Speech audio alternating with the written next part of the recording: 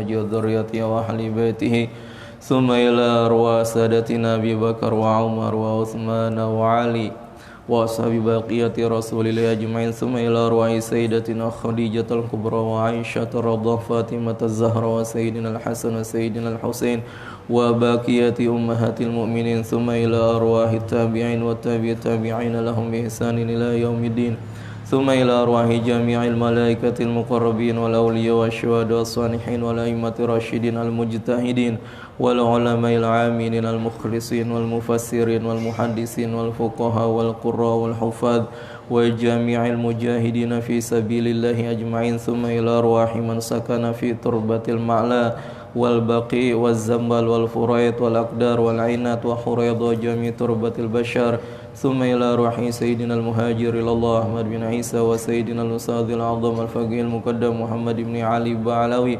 وسيدنا الشيخ عبد القادر الجيلاني ثم إلى روح سيدنا وحبيبنا وبركاتنا صيب راتب قطب الإرشاد وغوث العباد والبلاد الحبيب عبد الله بن علوي محمد الحداد وإلى روح الشيخ عبد الله بن سالم بن سعيد بخريصة ثم إلى روح سيد الوالد الحبيب حسن بن عبد الله بن عمر الشاتري وسيد الوالد الحبيب سالم بن عبد الله بن عمر الشاتري وإلى روح كيجي مصعب بن أجلياس وأصولهم وفروعهم ثم إلى أرواح آبائنا وأمهاتنا وجدادنا جداتنا ومشايخنا وأعمامنا عمتنا وأخوالنا أن الله يغفر لهم ويرحمهم ويولي درجاتهم في الجنة وينفعنا ببركاتهم وأسرارهم وأنوارهم وعلومهم ونفحاتهم في الدين والدنيا والآخرة. الفاتحة. أعوذ بالله من الشيطان الرجيم. بسم الله الرحمن الرحيم. الحمد لله رب العالمين الرحمن الرحيم مالك يوم الدين إياك نعبد وإياك نستعين اهدنا الصراط المستقيم صراط الذين أنعمت عليهم غير المغضوب عليهم ولا الضالين آمين. Bismillahirrahmanirrahim. Alhamdulillahilladzi hadana lihadza wa ma kunna linahtadiya laula an hadanallah. Allahumma shalli ala sayidina Muhammadin miftahi babi rahmatillah adada ma fi ilmillah salatan wa salaman daimaini bidawami mulkillah wa ala alihi wa sahbihi ajma'in. Subhanaka la ilma lana illa ma 'allamtana innaka antal alimul hakim wa la haula wa la quwwata illa billahil aliyyil azim. Rabbi syrah li sadri wa yassir li amri wahlul 'uqdatam min lisani yafqahu qawli. Nawaina ta'alluma wa ta'lima wan naf'a wal intifa'a wal ifadata wal istifadata wat tadhakkura wa tadhkira wal hasa 'ala tamassuki bi kitabillahi wa sunnati rasulih wa du'a ilal huda wad dalalati ilal khairi ibtigha'a wajhillahi wa ridha wa qurbihi wa thawabihi. Allahumma ya man maqalidul umuri kulluha biyadihi wa ilaihi yarja'ul amru kulluh. Ya Fattah ya Alim iftah lana fathan qariba. Ya Fattah ya Alim ya Fattah ya Alim ya Fattah ya Alim. Allahumma aghnina bil ilmi wa zayyinna bil hilmi wa akrimna bit taqwa wa jammilna bil afiyah. Allahumma rizqna fahman nabiyyin wa hifdzal mursalin wa ilhamal malaikatil muqarrabin bi rahmatika ya arhamar rahimin. Rabbi zidna ilman warzuqna fahman. Wa sallallahu ala sayyidina Muhammadin wa alihi wa sahbihi wasallam walhamdulillahi rabbil alamin. Hadirin dan hadirat jamaah Masjid Nurul Yakin yang dirahmati Allah Subhanahu wa taala, yang sama-sama kita muliakan, kita hormati orang tua kita, guru kita Abu Yaqi Haji Ghazali Musonib, bapak-bapak, ibu-ibu. Pertama-tama marilah kita panjatkan puji syukur kita kehadirat Allah Subhanahu wa taala. Salawat dan salam tak lupa kita haturkan kepada baginda Nabi besar Muhammad sallallahu alaihi wasallam beserta keluarga, sahabat serta pengikutnya. Semoga kelak kita mendapat syafaat dari beliau di yaumil qiyamah. Amin amin ya rabbal alamin. Hadirin wal hadirat, menyambung kajian kita, masuk pembahasan tentang sedikit penjelasan tentang masalah jihad.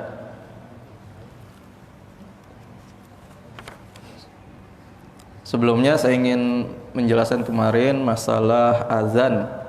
Ya, kemarin ada yang bertanya mulai dari zaman siapa azan Jumat 2 kali.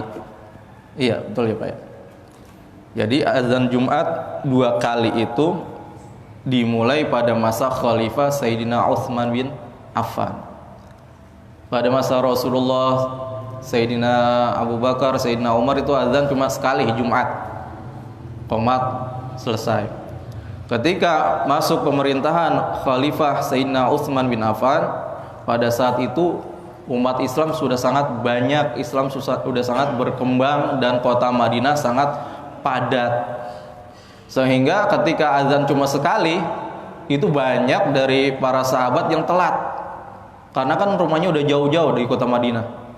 Udah meluas dan rumahnya banyak yang jauh dari masjid. Akhirnya Sayyidina Utsman bin Affan berijtihad untuk menambahkan azan. Azan yang satu ini dikumandangkan sebelum masuk waktu, sebagaimana yang pernah saya jelaskan di minggu kemarin, sebelum masuk waktu. Tujuannya untuk apa? Tujuannya untuk ngasih tahu bahwasanya ini hari Jumat. Ada yang nanya, kok jam segini udah azan? Wah, berarti ini hari Jumat akan mengadakan sholat Jumat untuk sahabat-sahabat yang bekerja, yang berdagang, yang bertani agar bersiap-siap. Itu ya. Jadi awal mula azan Jumat 2 kali pada pemerintahan Sayyidina Utsman bin Affan. Qala al-musannif rahimallahu taala wa nafa'ana bihi wa bi 'ulumihi fid dharain amin. Radhiyallahu ankum wa qala radhiyallahu ta'ala anhu ila an qala wa jahada fillahi haqqa jihadihi. Bahwasanya Rasulullah sallallahu alaihi wasallam berjihad, berjuang di jalan Allah dalam menegakkan agama Islam haqqa jihadihi, dengan sebenar-benarnya jihad. Artinya jihadnya emang benar-benar karena Allah, benar-benar karena ingin menegakkan agama Allah, bukan karena ingin mendapatkan harta ghanimah, atau bukan ingin mendapatkan harta dunia atau jabatan, pangkat, atau melebarnya kekuasaan, bukan. Akan tetapi hanya karena ingin agamanya Allah ini tegak di muka bumi.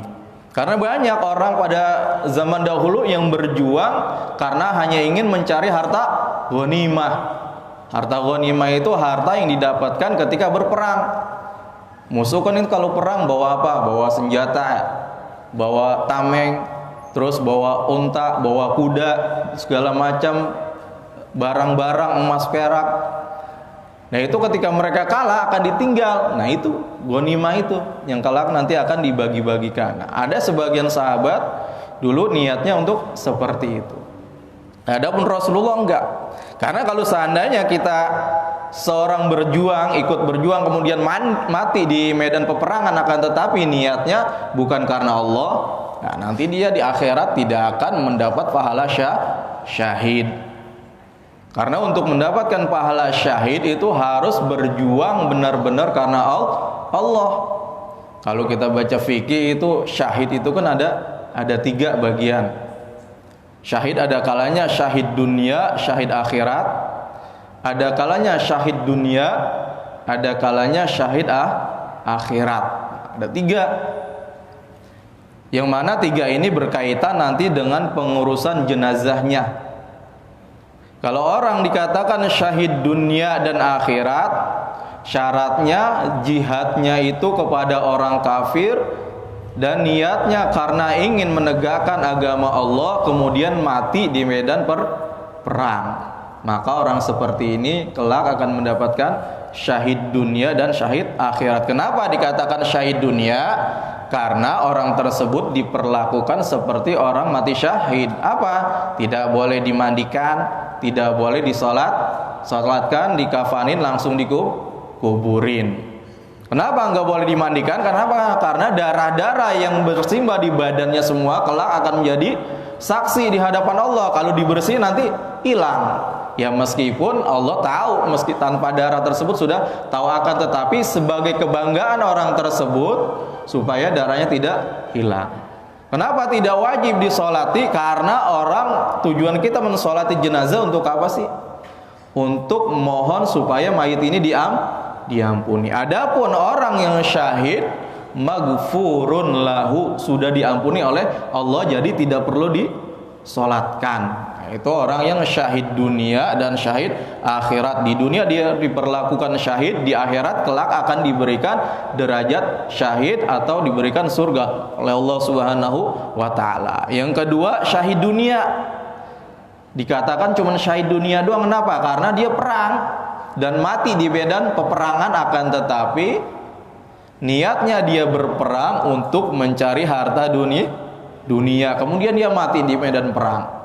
Bagaimana hukumnya? Ya, dia diperlakukan seperti syahid, tidak dimandikan, tidak disalatkan, hanya dikafan dan dikuburkan. Akan tetapi di akhirat dia tidak diberikan pahala syahid oleh Allah.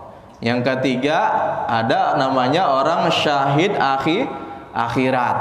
Syahid akhirat ini banyak.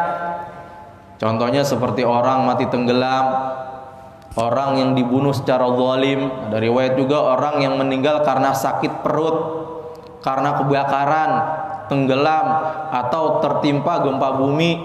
Nah, itu nanti akan mendapatkan derajat syahid akhirat. Di dunia dia seperti biasa, dimandiin, disolatin, kafanin, dan dikuburin. Tapi di akhirat kelak akan diberikan pahala syahid oleh Allah Subhanahu wa taala. Nah, itu. Jadi syaratnya ketika orang dikatakan syahid, harus berjuangnya benar-benar karena Allah, bukan karena yang lain. Kemudian dia matinya dalam peperangan dan perangnya terhadap orang kafir. Apa sih pengertian jihad? Jihad menurut bahasa qatal, berperang. Badlul wus'i wat taqah. Jihad menurut bahasa mengerahkan segala kemampuan dan mengerahkan segala kekuatan. Itu artinya jihad. Adapun menurut istilah, jihad itu badlul juhdi fi qitalil kuffar li'i'la'i kalimatillah. Mengerahkan segala kekuatan, mengerahkan segala kemampuan untuk memerangi orang-orang kafir. Kafir di sini perlu diingat adalah kafir harbi, kafir-kafir yang memerangi umat Islam. Adapun kafir-kafir zimmi sebagaimana yang ada di Indonesia, kafir yang ada di bawah tanggungan pemerintah, mengadakan perjanjian, itu tidak boleh diperangi, haram kita memerangi mereka. Tujuannya untuk apa? Memerangi orang-orang kafir li'i'la'i kalimatillahi ta'ala, untuk menegakkan, menancapkan kalimat Allah Subhanahu wa ta'ala. Apa kalimat Allah? Yaitu tauhid dan agama Islam. Jadi itu tujuannya, pengertian daripada jihad. Jadi nanti kita nggak sembarangan ikut seruan orang untuk berjihad. Kita nggak tahu jihad itu sebenarnya apa. Jihad itu memerangi orang kafir, tujuannya untuk menegakkan agama Allah, alias ikhlas karena Allah, bukan karena mengharap apa-apa. Wa yakunul jihadu bil mal wan nafsi wal lisan. Nah, jihad itu kata ulama ada tiga. Ada kalanya jihad dengan harta, ada kalanya jihad dengan jiwa berperang, ada kalanya jihad dengan ucapan atau perkataan atau dakwah. Mana dalilnya jihad itu dengan harta? Dalam surat At-Taubah Allah menjelaskan, wajahidu bi amwalikum wa anfusikum fi sabilillah. Dan berjihadlah, berjuanglah kalian bi amwalikum, dengan harta-harta kalian. Maksudnya dengan harta ini bagaimana? Biasanya kan kalau orang mau perang itu kan perlu senjata, perlu kendaraan, perlu makanan, ya. Nah itu bagi kita nggak mampu, nggak bisa ikut, mungkin takut mati, belum siap, nah itu kita berikan harta kita, sedekahkan harta kita untuk orang-orang yang mau berjihad. Dulu para sahabat ketika diinformasikan oleh Rasulullah tentang keutamaan bersedekah untuk orang yang mau berperang, itu pada berebut berlomba-lomba menyedekahkan hartanya. Ada yang menyedekahkan onta ratusan, menyedekahkan kuda ratusan. Bahkan dalam riwayat Sayyidina Umar dan Sayyidina Abu Bakar ini berlomba-lomba. Sayyidina Umar ini pengen berlomba dengan Sayyidina Abu Bakar dalam masalah sedekah untuk peperangan ini. Ketika itu Sayyidina Umar dan Sayyidina Abu Bakar pulang, pengen bawa hartanya semuanya. Pengen bawa harta untuk disedekahkan untuk orang yang mau berperang. Kata Sayyidina Umar dalam hatinya nih, udah saatnya ini saya harus mengalahkan Abu Bakar. Saya pengen sedekah lebih banyak. Tatkala sampai Sayyidina Umar ke hadapan Rasulullah, ditanya, apa yang engkau sisahkan untuk keluargamu? Apa yang engkau sisahkan wahai Umar untuk keluargamu di rumah? Apa kata Sayyidina Umar? Saya sisahkan setengah harta saya, setengah saya sedekahkan, setengah lagi untuk keluarga. Enggak lama Sayyidina Abu Bakar datang. Ditanya oleh Rasulullah, apa wahai Abu Bakar yang kau sisahkan untuk keluargamu?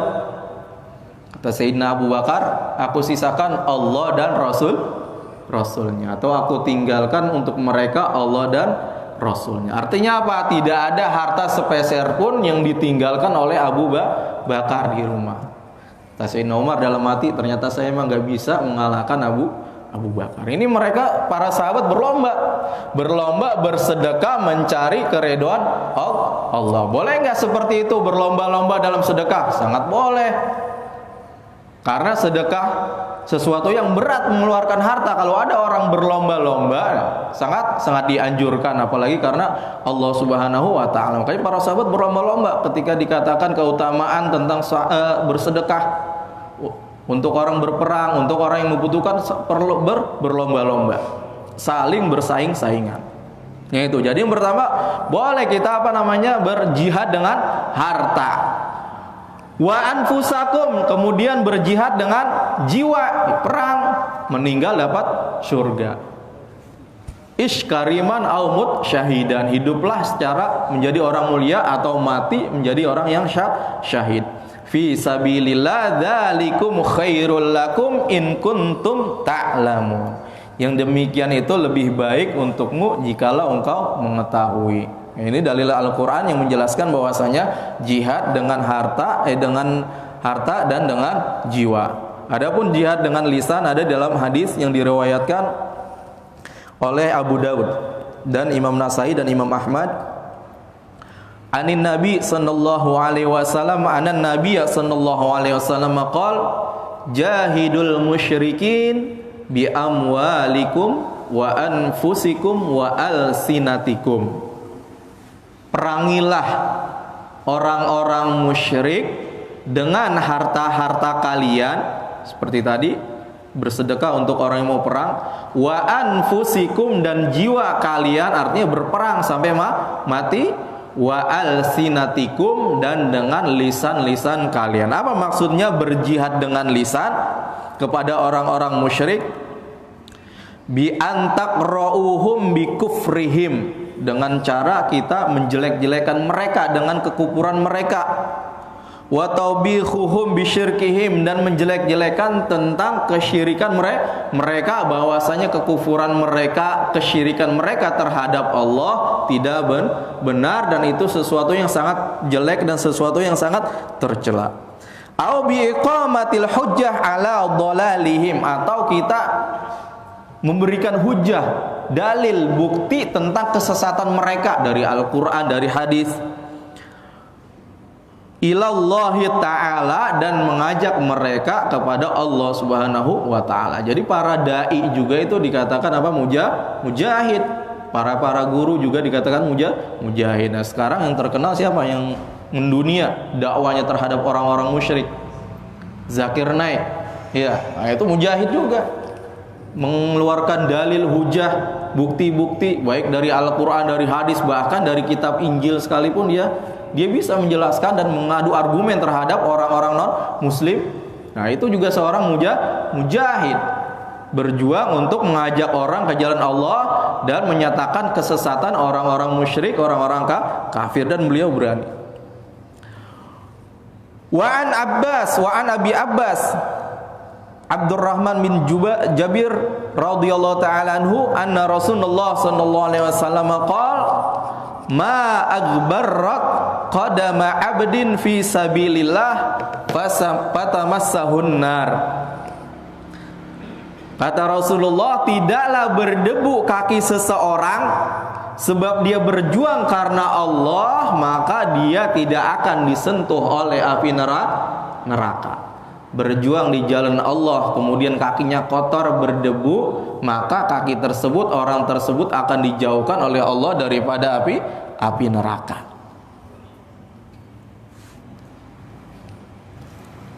Imam Bukhari dalam syarahnya menjelaskan,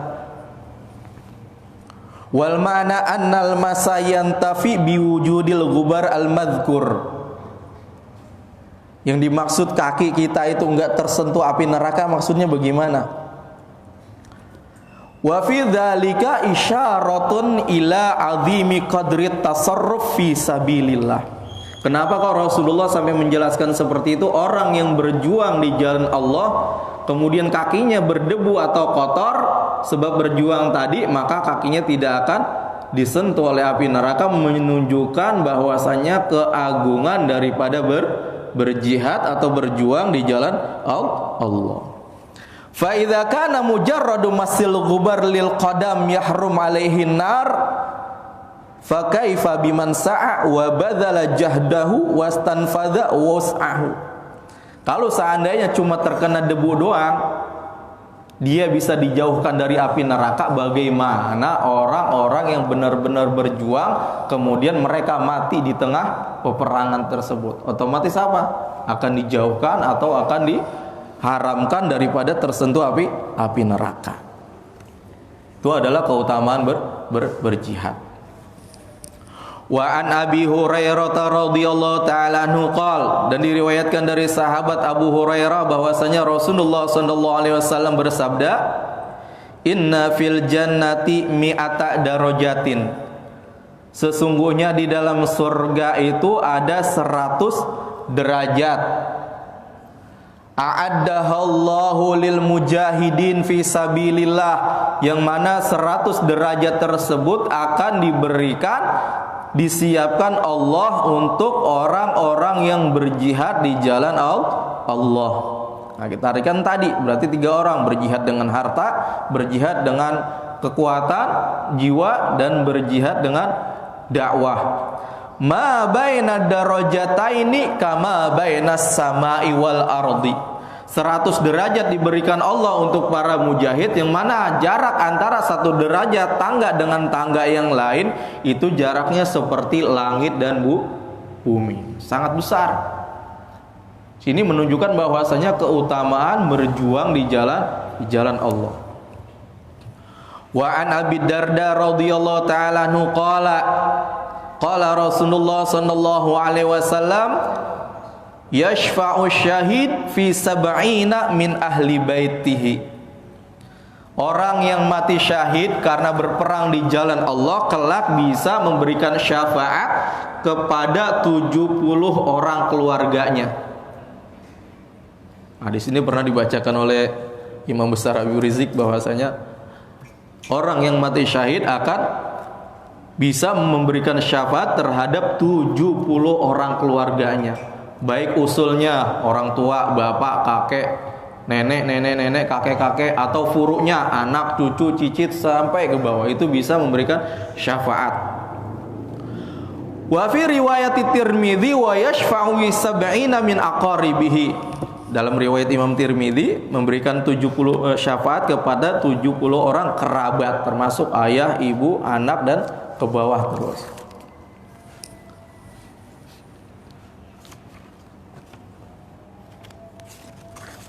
Nah, itu adalah tentang keutamaan berjihad di jalan Allah Subhanahu wa taala.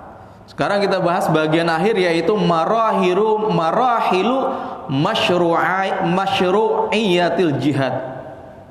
Sekarang derajat atau tartib daripada berjihad. Dari zaman dahulu jihad itu udah ada pada zaman Rasulullah. Apakah Rasulullah ketika diutus oleh Allah langsung berjihad, langsung berperang? Ya. Apakah seperti itu? Enggak. Ada tartibnya. Rasulullah ketika awal mula diutus oleh Allah kemudian berdakwah sembunyi-sembunyi, kemudian sampai terang-terangan. Apakah Rasulullah berperang, melawan? Enggak.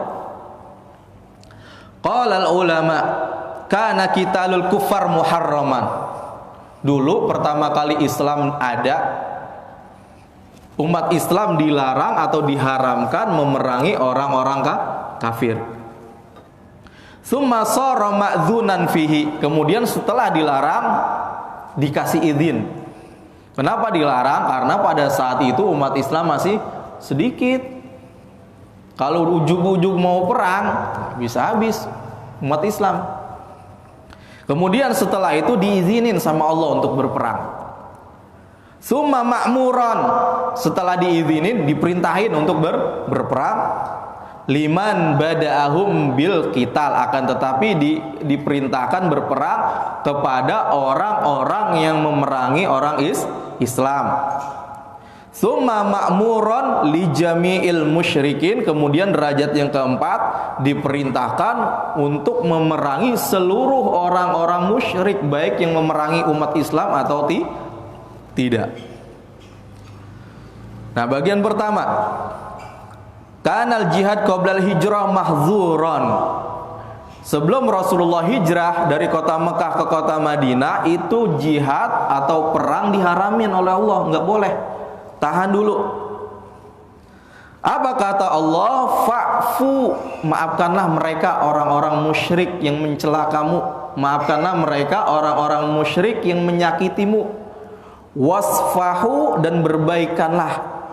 Hatta ya'tiyallahu bi amri, sampai kelak akan datang urusan Allah. Maksudnya kelak akan datang perintah Allah. Itu yang pertama. Wajah fi sahihil Bukhari kana Nabiyyu sallallahu alaihi wasallam wa ashabuhu ya'funa 'anil musyrikin. Imam Bukhari meriwayatkan hadis bahwasanya Rasulullah dan para sahabat dulu itu sering memaafkan orang musyrik. Dihina, dilecehkan, direndahkan, bahkan dalam riwayat Rasulullah ditimpa pakai kotoran unta ketika lagi sujud, dimaafin oleh Rasulullah.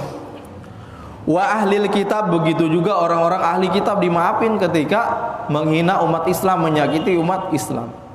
Kama amarahumullah, sebagaimana yang diperintahkan oleh Allah.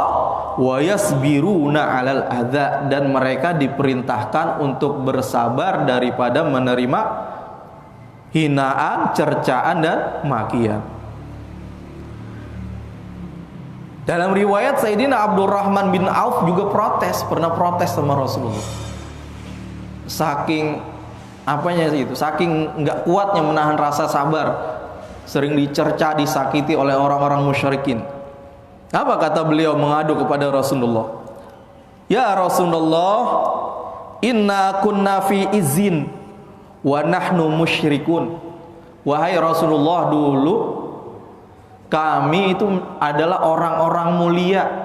Kami ini adalah orang-orang terpandang pada waktu kami menjadi orang musyrik. Ketika kami masih musyrik, ketika kami masih kafir, kami itu orang mulia, dipandang. Nggak ada yang berani sama kami. Falamma amanna sirna adillah. Tapi kenapa ketika kami ini masuk Islam kok menjadi orang yang terhina, direndahkan, dilecehkan, bahkan disakiti? Kenapa kami menjadi orang yang terhina setelah masuk Islam? Apa kata Rasulullah? Faqala inni umirtu bil afwi fala tuqatilu. Saya ini diutus oleh Allah dengan membawa maaf. Ketika disakiti, maafin. Fala tuqatilu, dan janganlah kalian wahai para sahabatku berperang atau membalas kejelekan-kejelekan orang-orang musyrik. Nah, ini adalah periode pertama ketika Islam berada di kota Mekah sebelum hijrah. Disakiti seperti apapun, umat Islam pada saat itu enggak boleh melawan, sabar dan maafin tuh orang-orang musyrikin. Ini yang pertama. Yang kedua, setelah Rasulullah hijrah ke kota Madinah, falamma quwiyati syauqah, ketika kekuasaan umat Islam bertambah kuat, washtadal janah, dan kekuasaan tambah melebar, udzina lahum hina idzin fil qital. Umat Islam diizini oleh Allah untuk berperang. Yang terjadi itu perang Badar, perang pertama kali terjadi pada umat Islam. Perang Badar itu adalah peperangan pertama yang Allah izini kepada umat Islam untuk berperang. Apa kata Allah? Udzina lilladzina yuqataluna bi annahum dzulimu.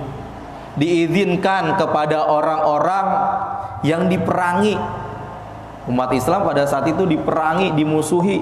Bi annahum dzulimu, sesungguhnya mereka adalah orang-orang yang teraniaya, terzalimi. Maka kalian udah dianiaya, dizalimi, udah silahkan balas, diizinin oleh Allah. Wa innallaha ala nasrihim laqadir, dan Allah pasti mampu menolong mereka. Itu yang kedua. Kedua diizinin, awalnya dilarang, setelah itu dikasih izin, diizinin dulu, belum diperintahin, belum diwajibin, diizinin hanya untuk sekedar membalas perlakuan mereka. Periode ketiga, summa furidha alaihimul qital. Ketika umat Islam udah benar-benar kuat, maka diwajibkan yang namanya perang. Ba'da dzalik, setelah itu, liman qatalahum duna ma lam yuqatilhum. Akan tetapi diwajibkan berperang ini hanya kepada orang-orang yang memerangi saja. Hanya kepada orang-orang kafir, orang-orang musyrik yang memerangi umat Islam, maka wajib diperangi. Itu periode yang kedua. Apa kata Allah? Wa qatilu fi sabilillah alladzina yuqatilunakum. Dan berjuanglah, berjihadlah kalian, berperanglah di jalan Allah, alladzina yuqatilunakum, kepada orang-orang yang memerangimu. Nah, di sini ada amr, perintah. Qatilu, perangilah mereka, wahai umat Islam. Berarti di sini adalah perintah. Yang keempat, summa furidha alaihimul qitalil musyrikin kafah. Kemudian periode keempat, umat Islam diperintahkan untuk memerangi orang-orang musyrik secara keseluruhan, baik mereka yang memerangi umat Islam atau tidak. Tujuannya untuk apa? Hatta yakuna din kullahu lillahi ta'ala, sampai agama ini benar-benar menjadi agama Islam. Qala ta'ala wa qatilul musyrikina kafah, dan perangilah orang-orang musyrik kafah, secara keseluruhan, kama yuqatilunakum kafah, sebagaimana dulu mereka memerangi kalian secara keseluruhan. Artinya apa? Perangin dah keseluruhan, baik mereka yang memerangi umat Islam atau tidak, perangin semua. Itu adalah marohil atau marotib, tertibnya umat Islam dahulu ketika mau berjuang. Awalnya dilarang, kemudian diizinin, kemudian diperintahkan hanya kepada orang yang memerangi, kemudian bagian keempat diperintahkan secara keseluruhan. Itu adalah tertib daripada berjihad pada masa Rasulullah SAW. Adapun masalah hukum berjihad, di sini Imam Nawawi berpendapat bahwasanya hukum jihad itu fardu kifayah. Apa fardu kifayah? Apa fardu kifayah? Apabila sudah dilaksanakan oleh sebagian orang, maka gugur berjihad atas sebagian yang lain. Jadi bukan fardu ain, bukan setiap orang harus berjihad. Enggak, hukumnya fardu kifayah. Kalau ada sebagian orang yang melaksanakan, ya sebagian lagi enggak apa-apa. Sebagaimana yang Allah firmankan dalam surat An-Nisa, la yastawil qa'iduna minal mu'minin ghairu ulid darari wal mujahidina fi sabilillah bi amwalihim wa anfusihim.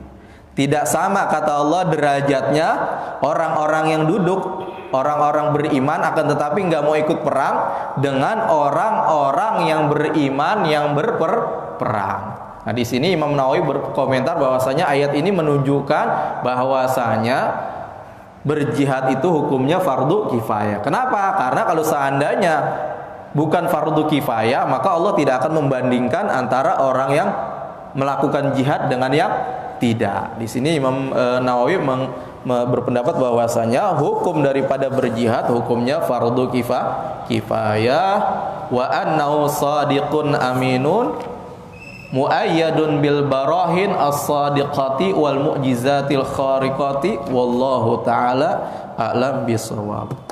Ke sini saja, mudah-mudahan bisa difahami berkaitan sedikit tentang masalah jihad. Karena sekarang lagi tepat nih pembahasan kita ya, lagi rame masalah jihad. Jadi kita jangan gampang terprovokasi atau terbawa. Jadi jihad itu hanya kepada orang-orang musyrik atau orang-orang kafir yang melawan. Kalau orang-orang kafir tidak melawan, diam, hidup aman bersama kita, nggak boleh diperangi. Disakiti nggak boleh, apalagi diperangi. Nah, sampai sini saja. Jika bapak-bapak ada yang ingin tanyakan, saya persilakan. Jika saya bisa jawab, insya Allah saya jawab. Kalau belum bisa jawab, insya Allah di pertemuan selanjutnya.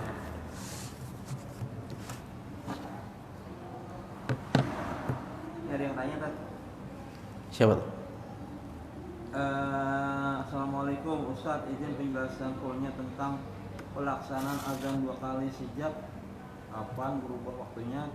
Dulu jauh sebelum waktu Jumat, tapi sekarang bisa dikatakan azan dikumandangkan Setelah saat pas waktu zuhur. Mohon penjelasannya.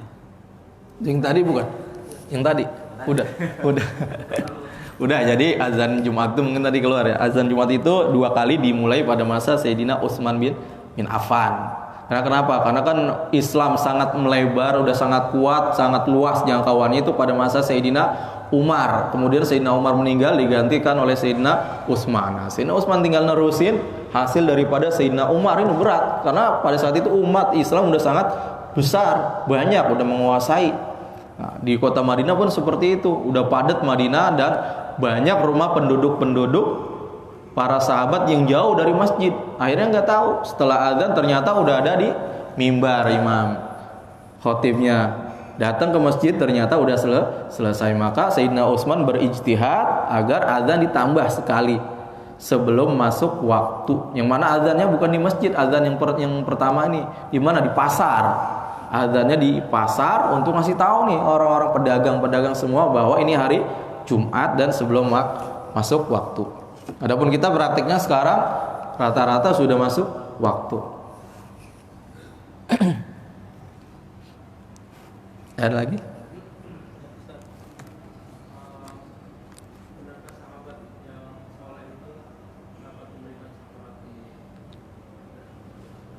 Oh, sahabat.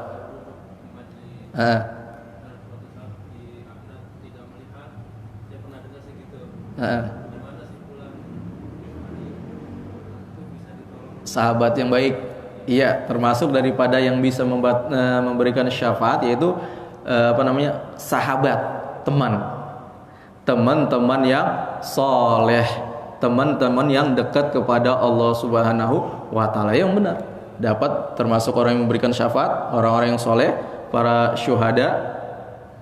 Apalagi kalau Nabi jelas syafaatul uzma termasuk. Cuma untuk hadisnya mungkin di pertemuan di depan ya, insyaallah.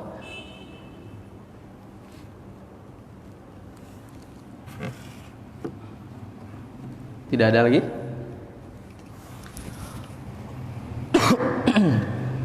Baik, kita akhiri saja pertemuan kita pada hari ini. Semoga apa-apa yang kita kaji, kita bahas memberikan manfaat kepada kita, pemahaman kepada kita untuk bisa kita amalkan dalam kehidupan sehari-hari.